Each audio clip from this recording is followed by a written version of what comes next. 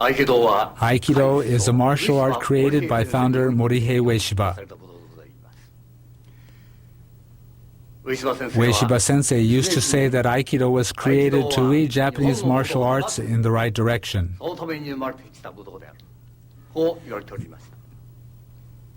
This is certainly true. Aikido represents a major departure from its predecessor arts that focused exclusively on winning or defeating an opponent. It was created as an art to foster moral character.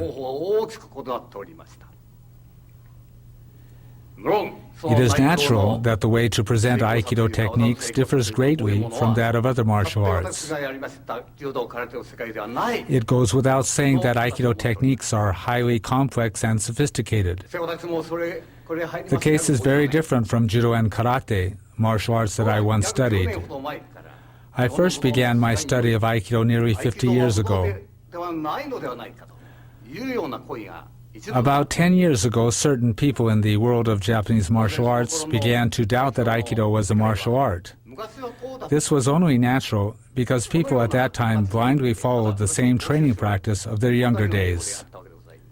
This has been a cause of concern for me because if we continue to train in the same way as before, I fear these criticisms will someday reflect reality and Aikido will cease to be a martial art. This doubt concerning the martial nature of Aikido is often voiced both in Japan and abroad. However, from that time, we have done our best to convey the words of O-sensei to present-day practitioners and exemplify these principles in our own practice. This is most important. The founder often said, Aikido includes not only empty-handed techniques, but also the sword and stick, that is, the ken and jo. There are techniques for every possible situation. It is important to keep this in mind. We have always stressed this principle in our training. Thus, in our Aikido practice, we always train to be able to immediately use the ken or jo from any technique according to the individual situation. In this video, we will demonstrate our everyday training. Our training will be different from the kind of practice normally seen. After executing a basic empty-handed technique, we always practice a related technique with the ken and jo. I would like you to observe how we practice. If after viewing this video you don't find our approach worthwhile, you can disregard it. If, on the other hand, you find it suitable, then please follow our method of Aikido practice.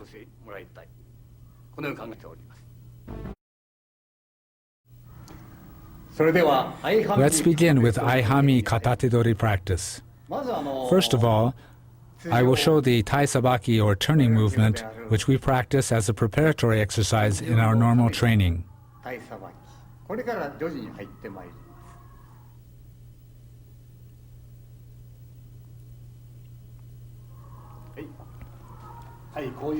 This is the movement.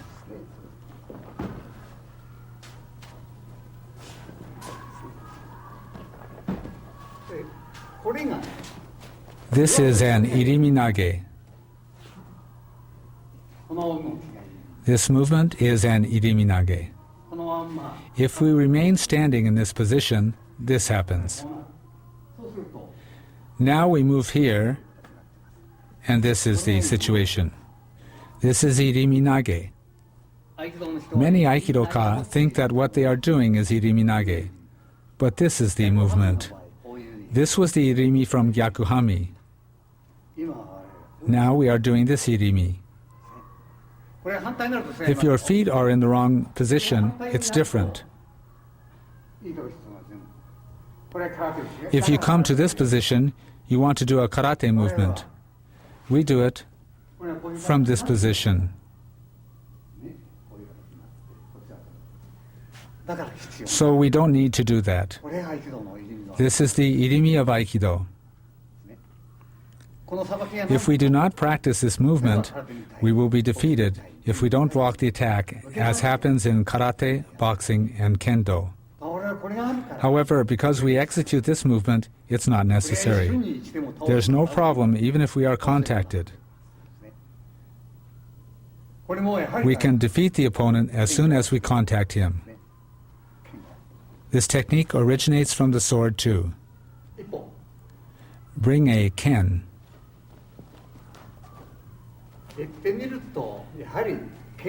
This is the movement of drawing the sword. Then we have the throw we just did. This is the movement. You draw the sword. It's just the same as the sword movement.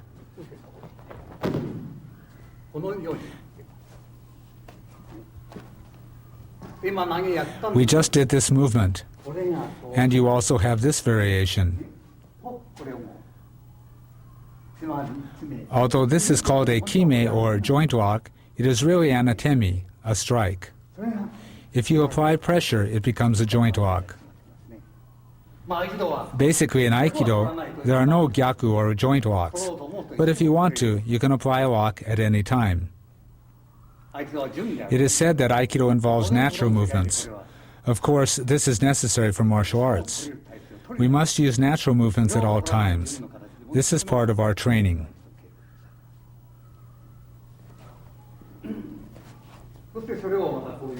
This is the movement.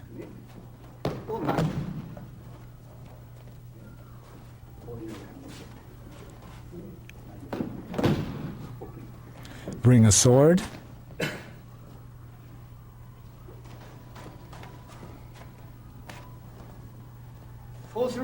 So as you can see, it is the same movement. It's the same.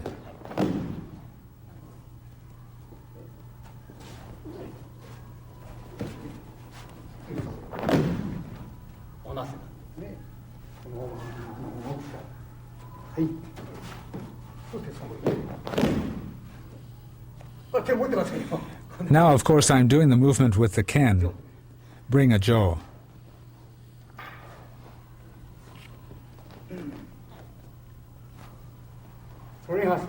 The jo is exactly the same.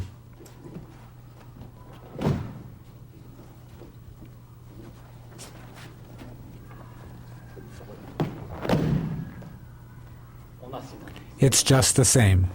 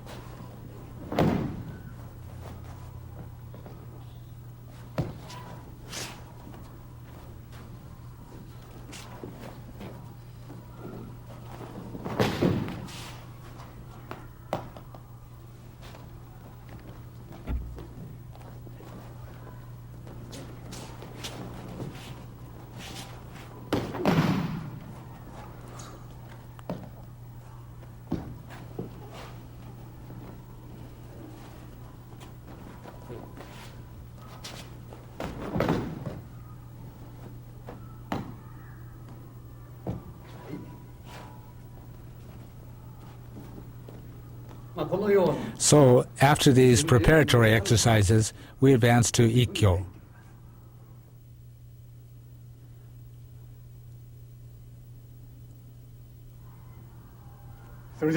Now I will show Aihami Katatedori Ikkyo.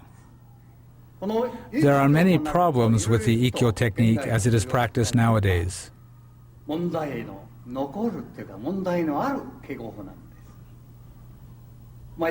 People who do Aikido understand this, but in ikkyo, you end up pushing your opponent back. But the technique does not involve pushing. The principle of irimi can be applied to ikkyo. This is where the body movement comes from. Most people don't apply this principle. Most people step forward. We, on the contrary, move to the side. We move to the side. This is irimi. This is how we deal with the opponent's attack.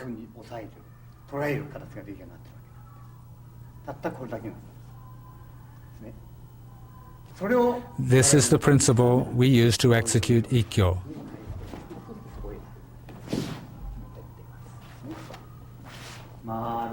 The movement is circular. Of course, as a variation, it is possible to execute a strike at this stage.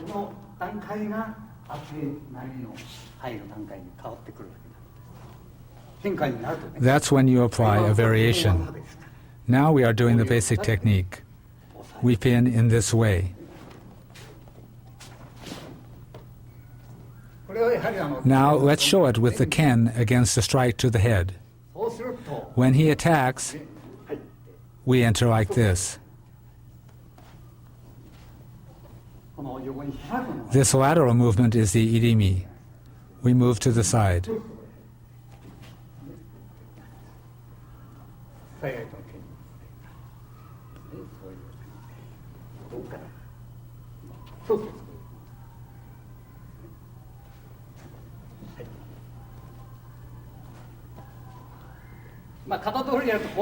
In Aikido, people often assume a stance like this with the Jo.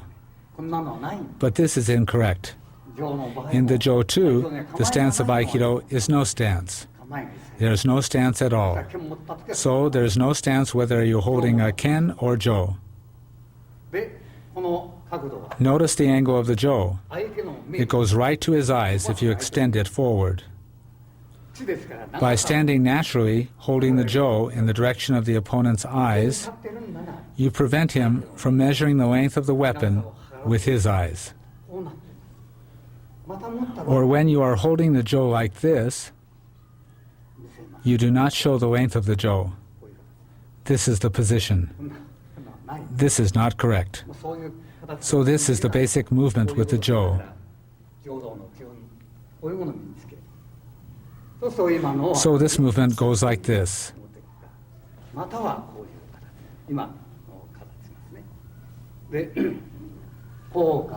You can do it either way. That is the way we enter. You can also slide your hand this way, or this way, and you stand like this. In the technique we're doing now, we open like this, and then come here.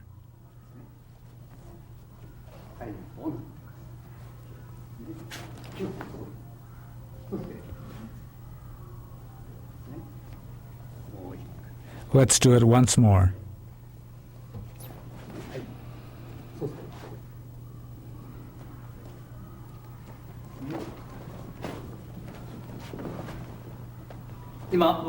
We showed our Urawaza Ikkyo technique. This is the way we perform Ura, but aikidoka usually do it this way. This is very dangerous.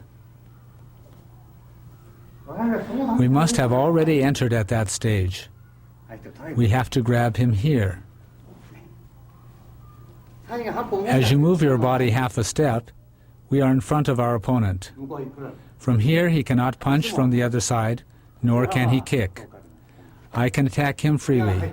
You must enter this way. We must move at an earlier stage.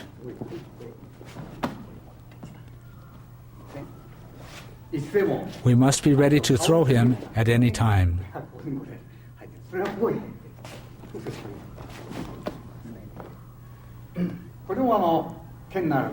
When using the ken, this becomes a tsuki. It is similar to the kotegaeshi we have already shown.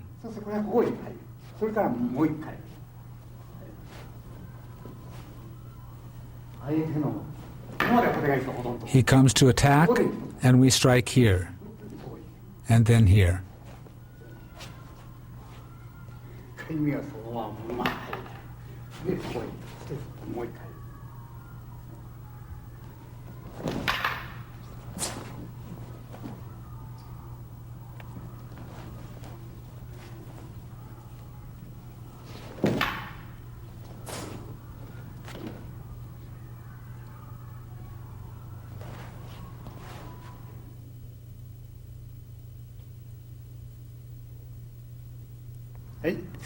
Next, I'll explain shihonage.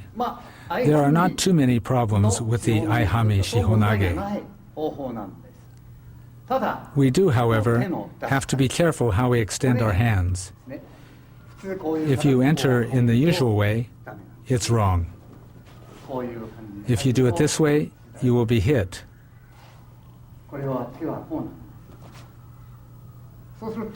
The hand should be extended this way, so his hand can't reach you. This hand moves like this. You can often see this movement in karate, that is, gedan nuke or gedan barai. In aikido, we do not resist the opponent. We invite him to come.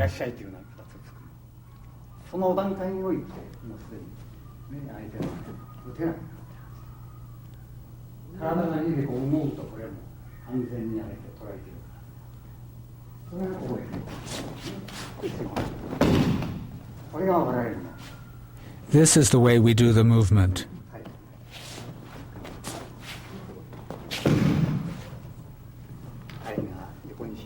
We open to the side.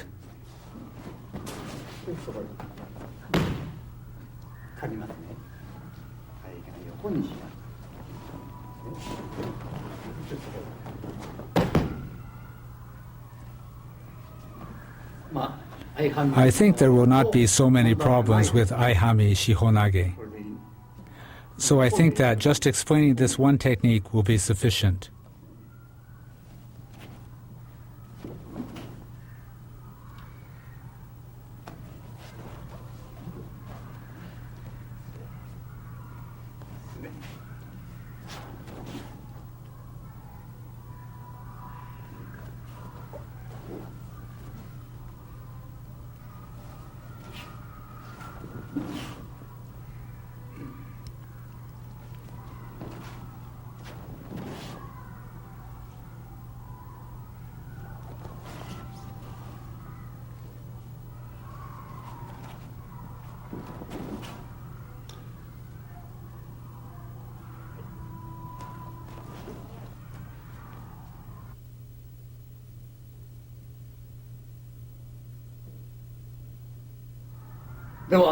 Now, let's move on to aihami nikyo. First, when your opponent comes from the front,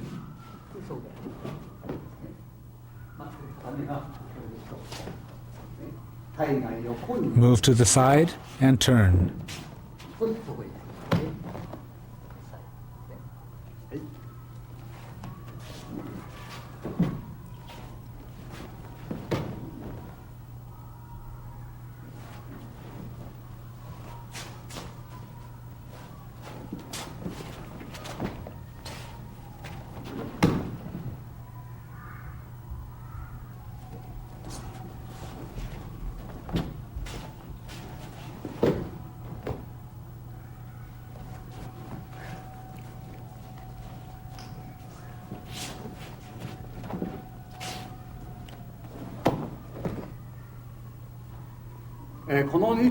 There are some problems with this nikyo.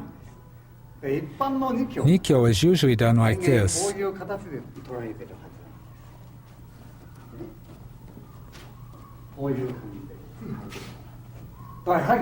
But this position is dangerous. He can punch you. Therefore, we cut our hand upward, enter, and apply nikyo. We cut upward through the opponent's body. As a result of this movement, you can execute an atemi here. So, cut upward and apply the technique.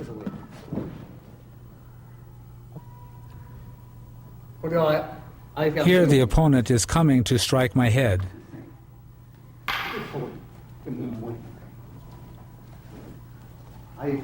He comes to strike my head.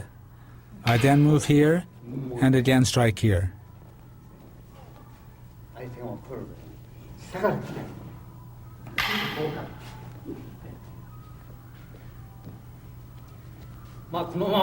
Actually, you can enter directly from here. and do this. You can enter from here and move this way. Of course, here you don't allow yourself to be cut.